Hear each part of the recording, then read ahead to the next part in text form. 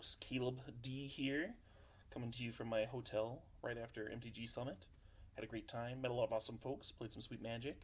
The Gathering, but that's not what I want to talk to you. I want to talk to you about a little something that happened at the end of Sunday. The end of Sunday, I was exhausted.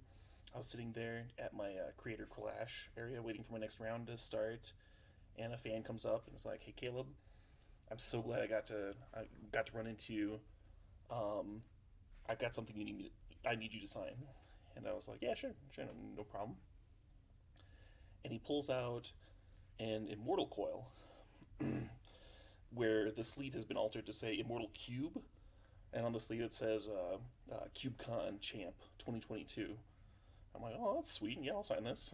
So I pull it out of the sleeve, sign my name, hand it back to him to put in the sleeve because I was having difficulty with it, and like, yeah, have a good day, and then I sit back down at the table waiting for my next match, and I kind of got the impression from him that he wanted something else, or like that he wasn't done with me yet, but I didn't know what, and my brain was fried, so I couldn't really think of anything to small talk. I was just dead, and he puts the card in a box,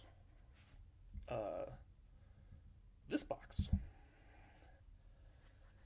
and the card was this card, and this card was in this box. And yeah, when he gave me the box, he told me very specifically not to open it at the venue, and I'm glad I didn't, because it's kind of a lot. It's kind of a lot to take in. It's a lot to process, and I'm glad I didn't open this box when I was streaming, because when I opened this box and saw what was inside of it, I kind of just clammed up. I just sat there for half an hour. I don't know how long I sat there, but if I was streaming, I don't think I could have mustered up the.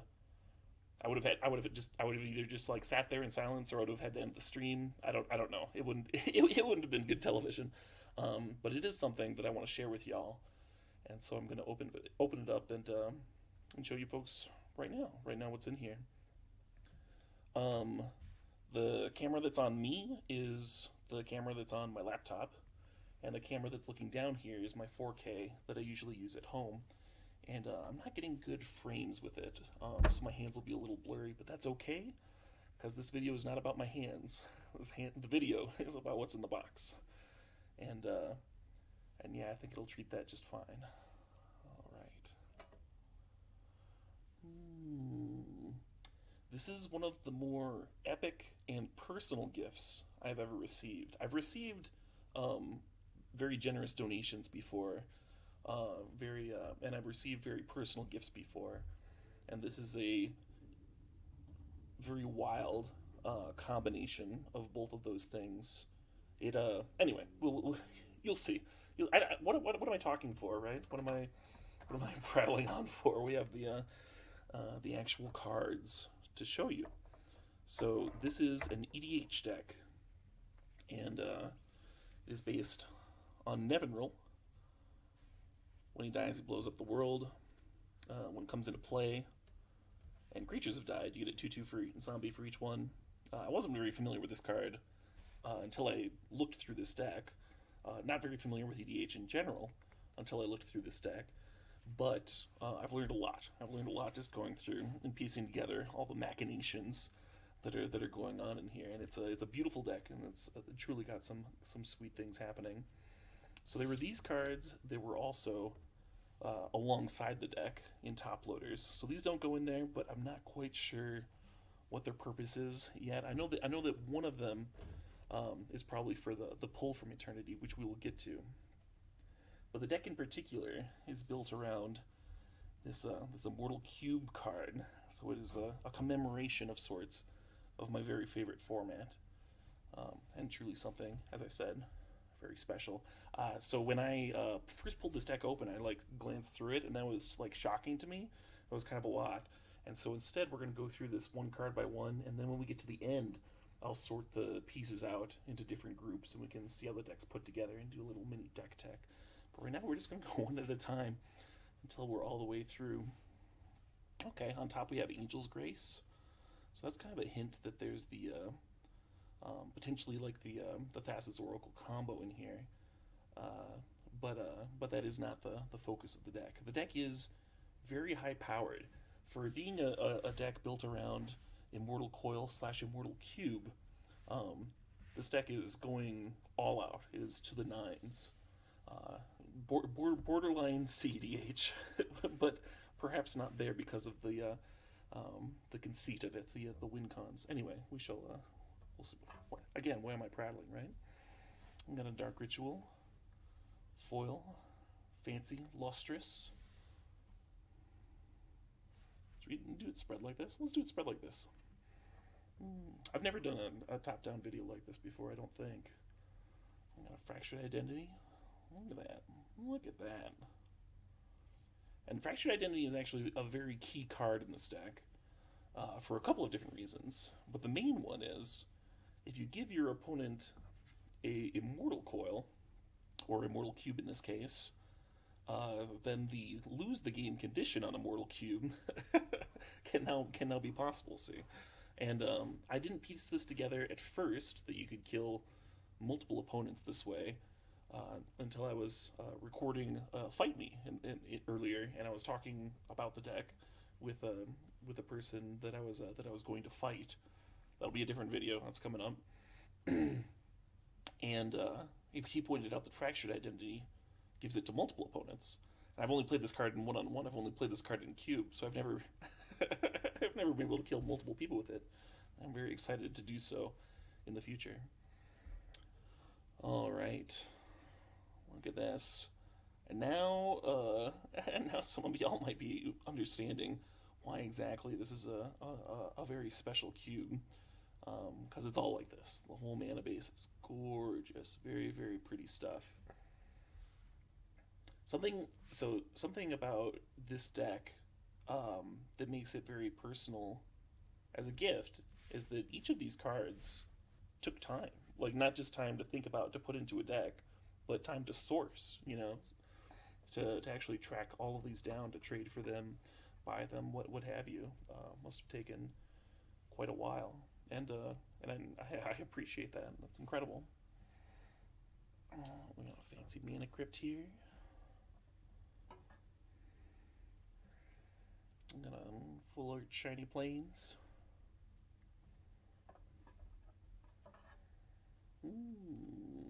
Sunken Ruins.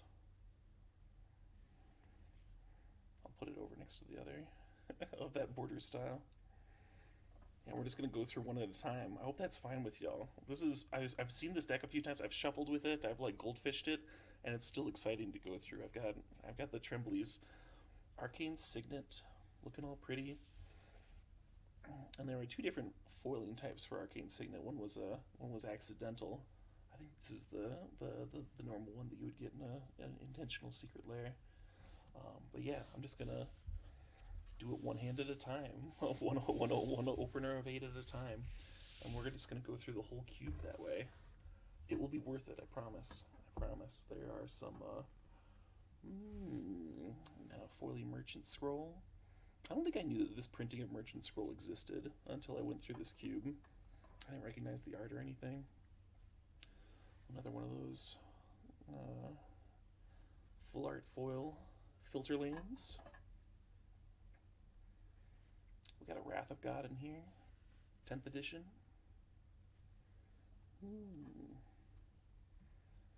Reflecting Pool.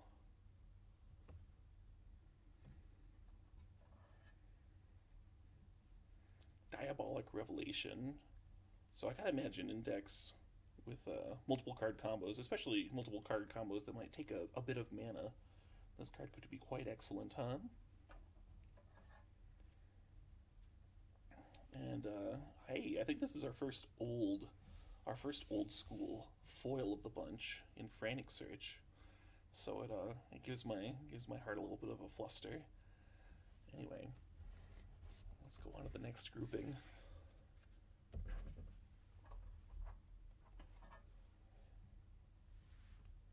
White border duels. Well, that just ruins it. Throw the deck out. It's wasted. No, I kid. Yeah, it was only very recently that I was able to pick up dual lands for building legacy decks. and I still don't have playsets of all of them. If I was going to play Legacy at the MTG Summit, I actually would have played with one fewer duel than I would have ideally wanted for in the deck that I had. So this is awesome. This means a lot. Not just for this deck, but I also might repurpose these duels for my legacy my legacy adventures as well. Got a foil Temple of Silence here.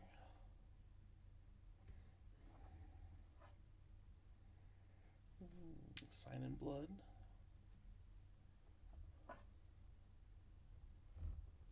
Merciless Eviction.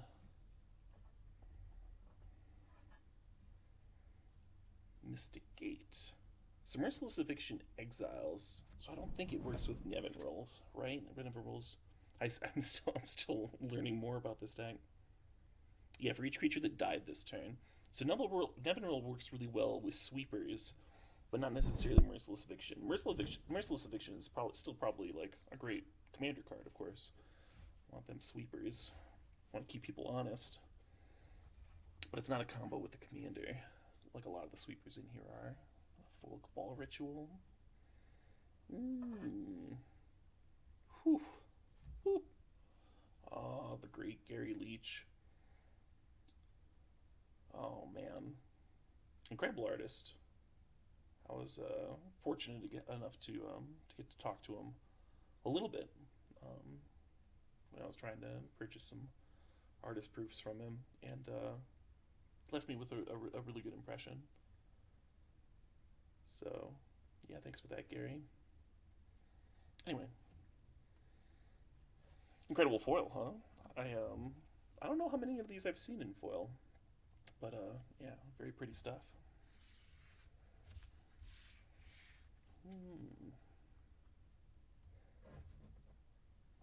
I suppose you're not seeing a ton of Vampiric tutors these days, unless you're playing Commander, huh? Unless you're playing Commander or Vintage.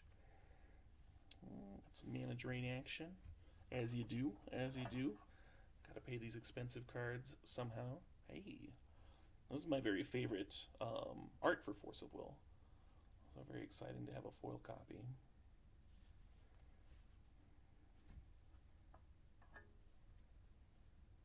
Temple of Enlightenment here.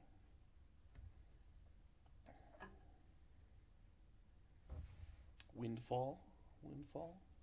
Getting a little spiky, maybe. A little spiky. Some draw sevens. Foil Mana Confluence. Demonic Consultation. Another hint that there might be Oracle, or Thassa's Oracle stuff afoot.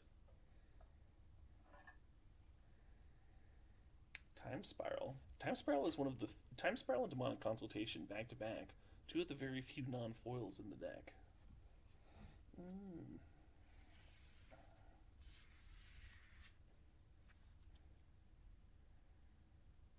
Them and the dual lands, of course, the old school duels. Look at that Flooded Strand. I think of all of the lands in this deck, I think this is one of the prettiest ones. Just gorgeous. Love it.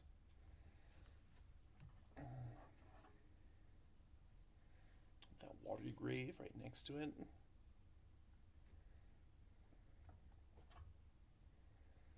Phage the Untouchable.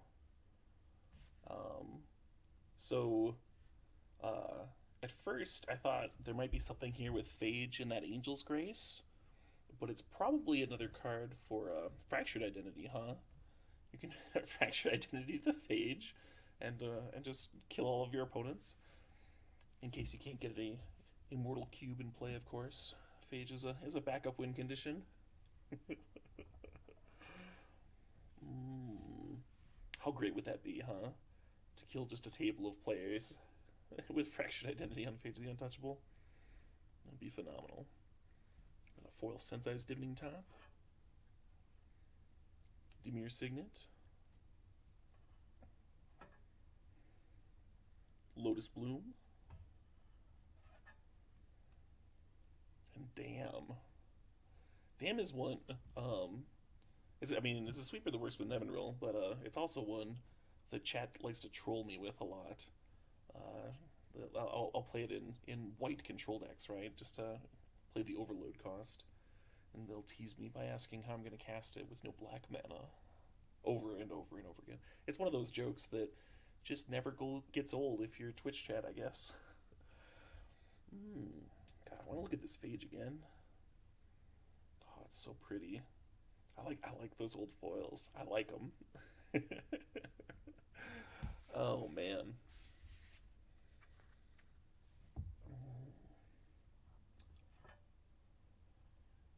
Crook of Condemnation. So Crook of Condemnation, it can just be regular graveyard height, but it also does something with a Mortal Cube, huh? It kind of seems like you could kill someone if they had an Immortal Cube in play at the same time.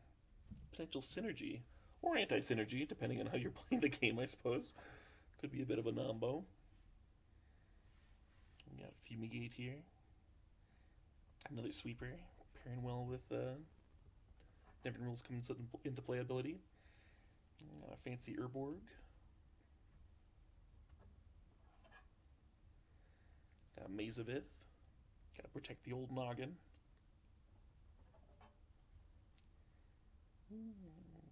Pretty little Fact or Fiction. Hanging out. Rafine's Tower.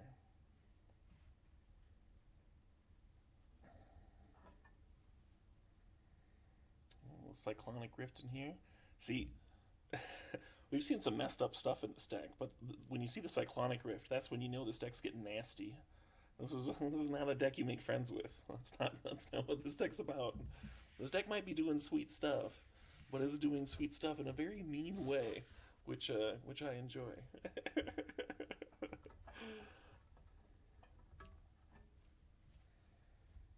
All right, a Sentinel Totem. Another bit of graveyard hate.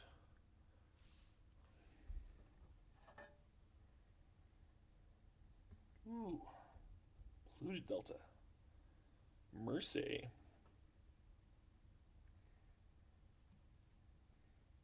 So, I don't really play Commander, but even I know that a foilistic study is well, it's pimp, right? It's a pimp thing to have. The card that went from, I don't know, bulk to all the money in the world. I don't know. Absolutely wild.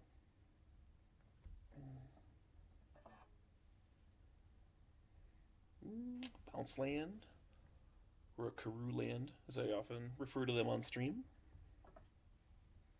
Enlightened Tutor. A way to tutor up the cube, perhaps. Ancient Tomb. Tomb most ancient. God, I just want to look at this Rhystic Study some more. Scrubland. That's right. One of each duel for this tricolor deck. I'm going to look at the Rhystic Study some more. Oh, God. I'm like looking at it in the monitor. Looking at it in person. Looking at it in the monitor. I don't know where it looks better. I don't know. Beautiful set of 7 cards here.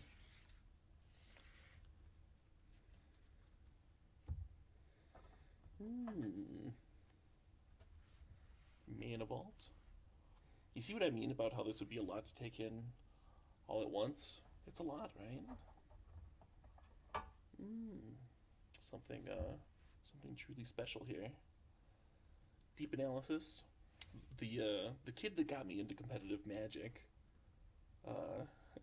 enjoyed sharpieing my cards, and he altered my Deep Analysis to be a Deep Anal. I still have that. I still have that particular card somewhere. Godless Shrine. Lavat. Mana Fixing. Smothering Tithe. So Smothering Tithe is a card that I have to imagine, like Rhystic Study, it gets quite a bit better in multiplayer. Also very nasty with the draw 7s that we've already seen in here, huh? That's got to be sick. Everyone draws a fresh 7, and you get this big burst of mana to do with whatever you want, whatever you will. Mox Opal.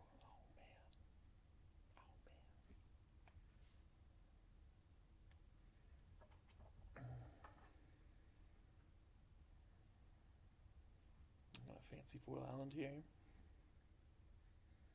Yeah, when I opened this deck up, I considered there were people playing Commander down in the hotel lobby, right?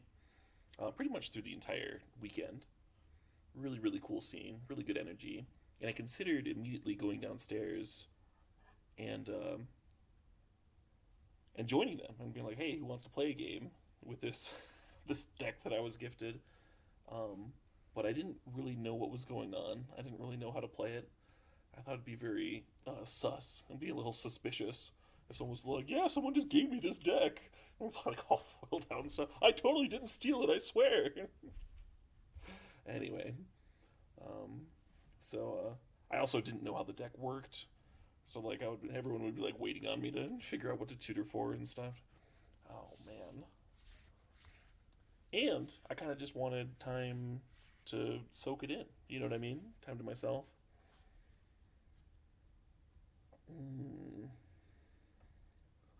I'm excited to share it with y'all now, though. Got a foil ancestral vision. Gotta draw them cards. Love it, love it. This is this one's very exciting to me. My friends, legacy players, people that foil out all their decks and stuff. I was like never really in a position to do that, and I don't think jealous is the right word of the cool kids with the blinged out decks and the all foil brainstorms and stuff. But I don't know. I was admiring it in the same way that you would admire like a Lamborghini or something. You know, it's like, oh, that looks sweet. And I never thought that I would own one, and now I do. It's a card with quite a bit of history. I've cast many a brainstorm, huh? Right next to foil treachery. God. I can tell what kind of cube drafts the person who built this deck. I can tell what kind of cube drafts they enjoy drafting.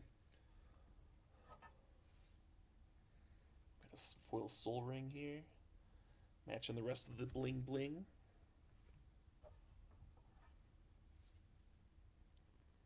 Whir of Invention. Gotta tutor for them artifacts. You gotta tutor them up. Azorius Chancery, the blue-white bounce land. Gotta get that value. Yeah, in the mana base, if things are going real slow, you could even use the bounce lands to rebuy the scry lands, huh? Get another scry back. This is a nice set of 7 cards. I'd keep this opener. I would, even though I can't suspend the Ancestral Vision on one. Or I would keep this opener just to look at them. I wouldn't even play a land. I'd just be like, yep, keep. No, it's not your turn. Well, it can be your turn. No, I'm not playing anything. What do we got? What do we got? What do we got? Marsh Flats. Mystical Tutor. Important for finding the fractured identity. Or perhaps a draw 7. To get things rolling. Foil Chroma's Vengeance. Right when I was getting into competitive Magic, a Chroma's Vengeance was like this. Well, it was a messed up card. Iconic. Iconic is perhaps the word. We got a Steer Command. You see that most of the sweepers in the deck do work very, very well with the commander, right? Blowing up the world. Get a bunch of zombies, perhaps. Got another Signet. I think that's the last one. There might be one more. I might have miscounted. Foil Ponder. Love it. The I don't really think there is a bad Ponder art. I kind of enjoy all of them. Yes, even the fish one. But this Ponder art is the one that I have an art print of on my wall. So I suppose I do have a favorite.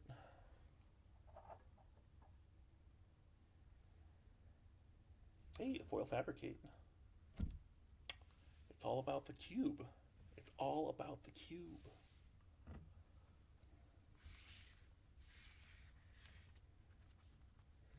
Hey, we're almost through. Ah, there's the Tundra. There's the Tundra.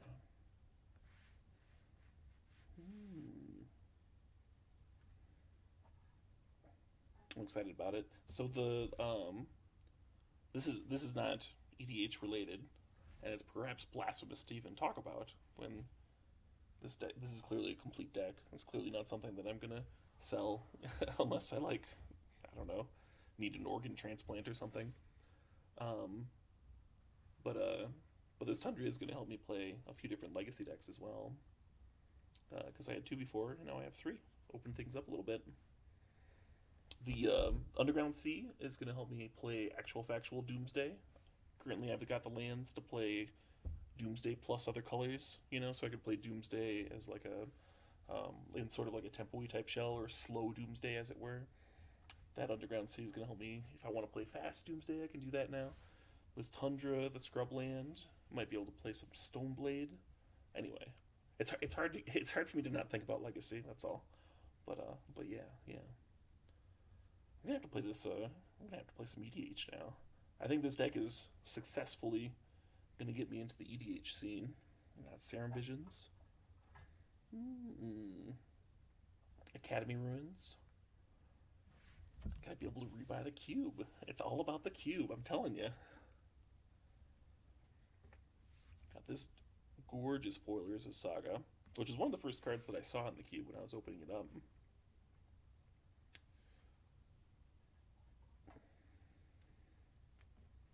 Imperial Seal. Foil, of course.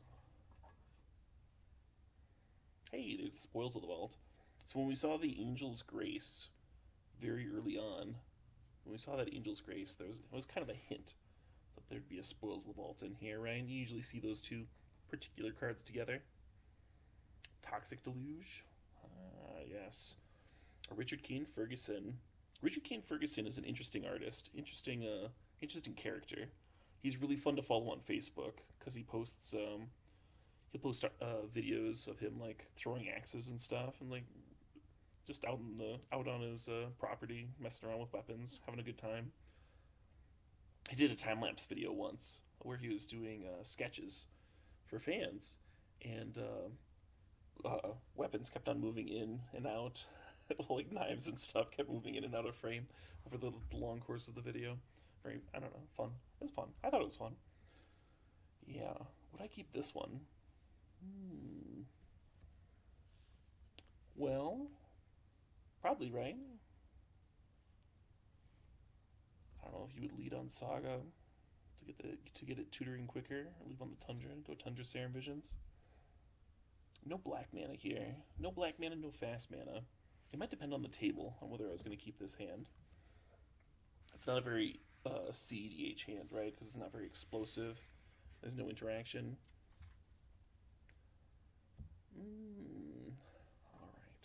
Alright. Foil City of Brass. 7th.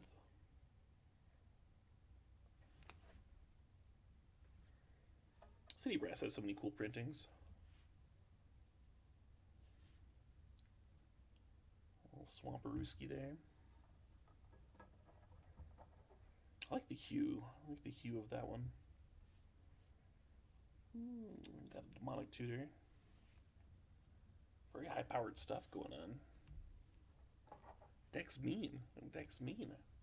I was short one Signet. There we are. That's all of them. Farewell. Another Exile Sweeper. So again, this sweeper doesn't work with the commander. However, it does work to still just be mean, if you just want to be mean to folks. Chromatic Lantern. Lotus Petal. I would keep this opener, for sure, huh? I think I would turn one of the Azorius Signet, and then just play Lantern on 2, maybe? Maybe?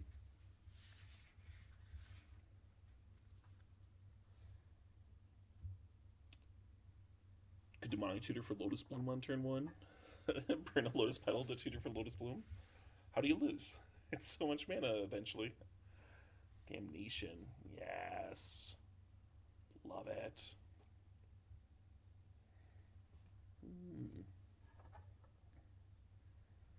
Yeah, I will be showing this deck off on stream at some point as well. But I don't know if I can do it as much justice as this video is doing. Hopefully people can see the cards really well. Again, I haven't really... Hey, there's the Thassa's Oracle. It was hiding. It was hiding. So you can do the kind of CDH game, right? Where you just tutor up the Oracle and kill people. Maybe your mean win condition, the Immortal Cube, gets interrupted somehow. Gotta be able to win. Command Tower. Command Tower is just the best land in EDH, right? Just the literal best land. Nuts. Nuts card. Dimir Aqueduct. Got one of those bounce lands I love. Give me the value. Days Undoing. More draw 7s. Combines well with that Smothering Tithe.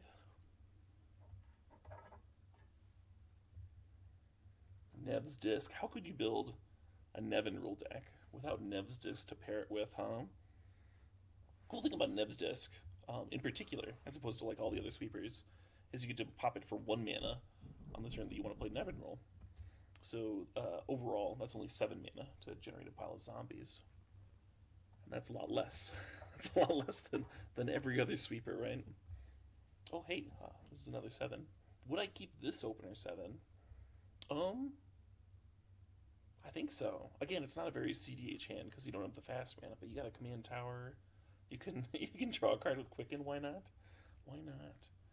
Oh man, Quicken with the fractured identity, kill people at instant speed. During your draw step, here's a Phage. I don't know. I imagine the most common way that the Quicken's getting used in this deck is to play sweepers on the opponent's turns, right? There's so many sweepers in this deck. Grim Tutor, for if you want to tutor things, but you don't want to be too happy about it. Morning Tide, another kind of iconic card for me, because again, this was seeing play right when I first started getting into Magic, right when I first started getting into the competitive scene. So a little bit of nostalgia. Graveyard Hate, again working well with the cube if your opponent has the cube, but that does appear to be what the deck is attempting to do, huh? A little Snapplecaster, all shiny and pretty. Not exactly a combo with all the Graveyard Hate that's in the deck, but it is a way to rebuy Fractured Identity if it gets countered. You have a backup plan. Hey.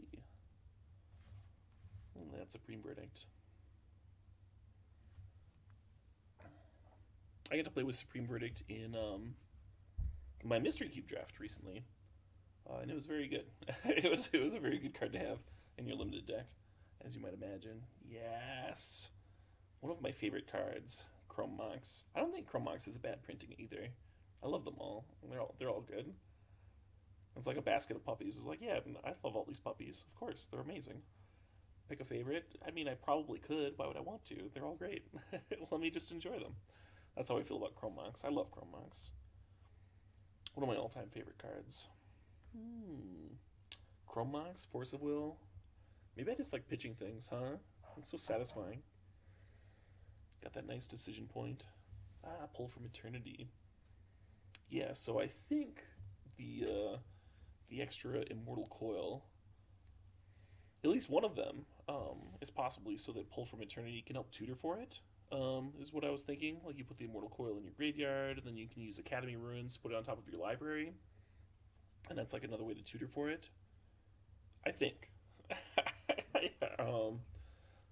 But I'm still not sure about this Forbidden Orchard, and I'm not sure why I would need 3 Immortal Coils. For a second, I was thinking you would need multiples to defeat multiple opponents, but Fractured Identity gives the coil to everybody.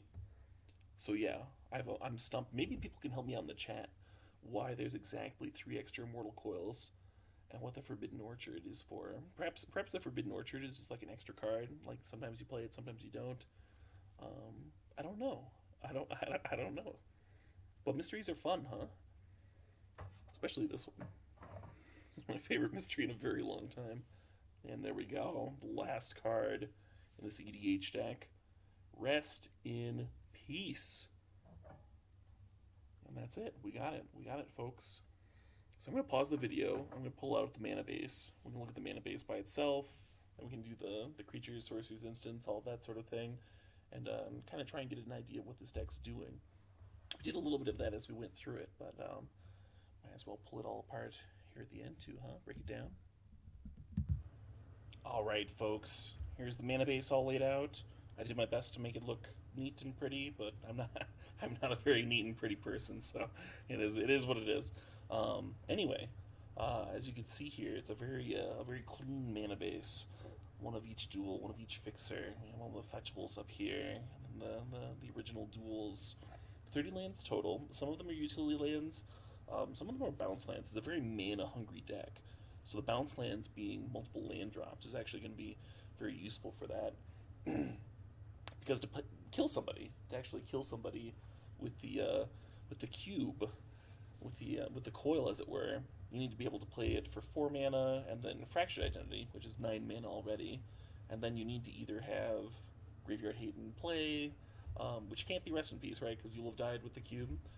So either then you need to be able to play the Rest in Peace, or one of the other pieces of Graveyard Hate, which might add mana to the combo as well. Some of the artifact ones are cheaper than that, of course, but in general you're going to be adding like 2 more mana on. So it's like an 11 mana combo, right? So it makes sense. It makes sense to have plenty of a very robust mana base. We got all of our fixing here. There's a Saga, can also tutor for mana, so it's doing more work than a regular land is. Yeah, and the Nevinyrral himself, also very mana hungry, right? Because you want to play a sweeper and plan, get a bunch of zombies going. All right, let's look at the next section. Next we have the fast mana. So a lot of this is actually in addition to the mana base, right? Mana Crypt. When I'm building a cube deck, I treat cards like Mana Crypt, Chrome Mox. I treat them like lands in the mana base, because that's how they function, right? If you don't want to get flooded, you need to treat them functionally as lands. So this deck's going to operate, well, we technically have 30 lands. We're going to operate more than that, right? The bounce lands are going to give us additional land drops. Our artifacts are going to give us explosive mana. And then we have some explosive mana here in the rituals as well as Smothering Tithe, which is, of course, a mana-generating engine. I wonder how many folks are just going to skip to the end, right? You think that's going to be most people? They're going to see like a 40-minute video and be like, let's see the good stuff at the end. Just show us the things, Caleb. One card at a time. What's this asshole doing? I bet that's going to be a lot of folks. But anyway, we'll get on to the next section. Here we have the sweepers. Of course, these 3 along the top. Exile effects, Mass Bounce, not working with Nevinyrral, but then we have this huge range of sweepers that very much do work with Nevinyrral. So this is a deck that's doing a thing, huh? We're certainly doing a thing here.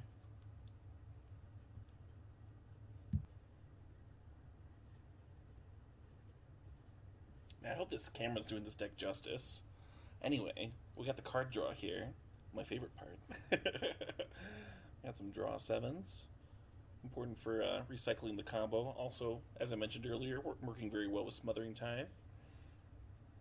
Rhystic Study is a draw engine, top filter engine, so they're a little bit separate from these other ones.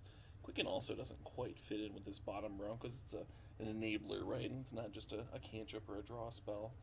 And yeah, some of these are just cantrips, and some of them are actual factual draw power, like Deep Analysis, Fact or Fiction, Ancestral Vision. Deep Analysis, a little bit of a non-bow with all the Graveyard Hate in the deck, but still a great card. Excellent card from churning through, hitting your land drops. If you don't want to play your Graveyard Hate until the actual combo itself, then it's never going to come up, right? It's never going to be a non-bow. And it'll always draw you at least 2. And this card rules, so I'm a fan. I am a fan. Oh, I should pause before the... You're seeing the cut. You shouldn't be able to see the cut. Alright, we got the tutors. Situational tutors up top. Universal tutors in the bottom here. I'm not really sure where to stick pull from eternity in there. You could put pretty much any card, right? Any card at all. Yeah. I think this Vamp is one of my favorite foils in the cube. There's so many good ones, though. There's so many good ones. And of course, some of these situational ones, Merchant Scroll can, of course, go and get you Vampiric Tutors. You can use it to get any card in your deck. Or Mystical. Anyway. And finally, the Win. So the Fabricate, the Artifact Tutors that we saw in the Tutor stack.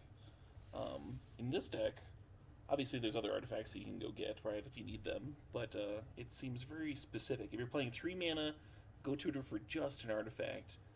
You need to have something real good to go grab. You need to have something real specific. You need to have a plan in mind. And I believe it's for this particular card.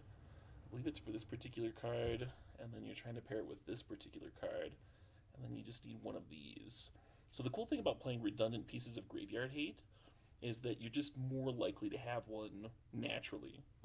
And that makes the combo much, much easier, right? Because you can just naturally draw one of those.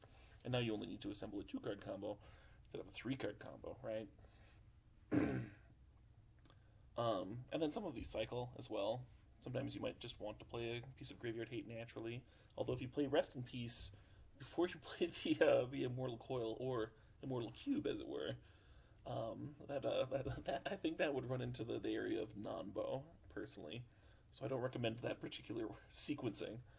But if you land the cube, Faction Identity it, give it to all your opponents, play the Rest in Peace, bam, mass win right there on the spot.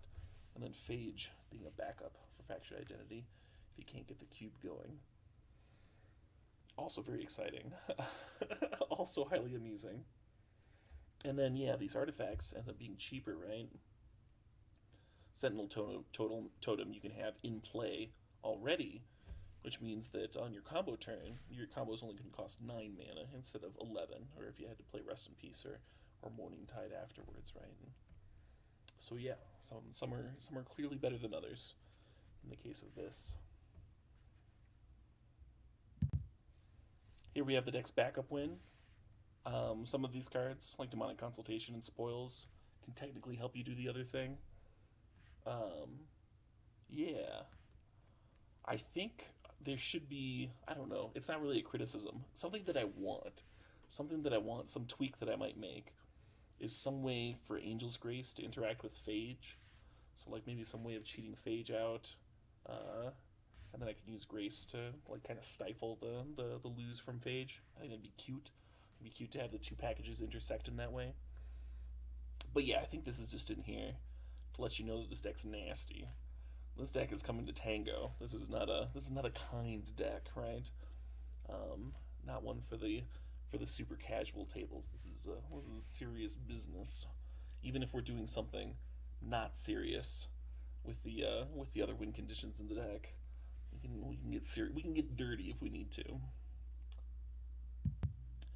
And this is the rest. These are the cards that I didn't think quite fit in other areas. Got a little bit of disruption here.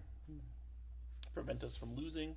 A couple of counters. Mana Drain also helping us get to our very, very mana-hungry combo. A little bit of creature control that's not just sweepers. Kind of have a little bit of that in here too. Maze of It's a nice one because it plays well with sweepers, right? You can leave it in play, hold off your opponent's things, and then when it gets too much, when they start swarming you, then you play your sweeper, and then you basically get to keep your removal spell in play. So Maze of Ith, when I was first going through the deck, I was like, well, what's that doing in here? And then the more that I thought about it, the more I was like, okay, yeah, no, that's quite good. And then Snapcaster, of course, is giving us a little bit of redundancy. Yeah, I like it.